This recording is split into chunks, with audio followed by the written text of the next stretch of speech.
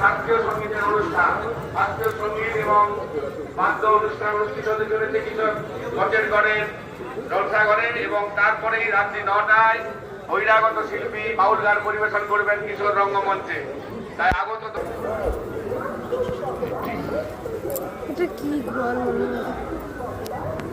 দিন যাদবেন্দ্র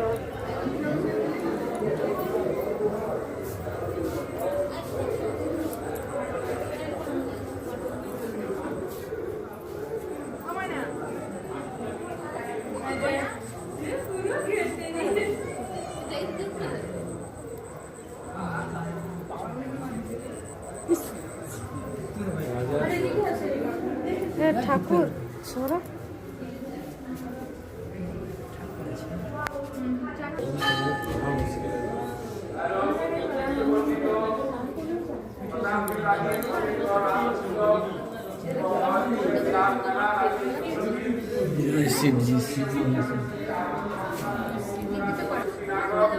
পরিবেশন করবেন হাতি থেকে আগত সাংস্কৃতিক দল পরিবেশন করবেন শ্রুতি নাটক।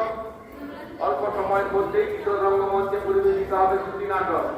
শ্রুতি নাটকের পরে পরে হজের গড়ের জলসাঘরে অনুষ্ঠিত হচ্ছে শাস্ত্রীয় সঙ্গীতের অনুষ্ঠান।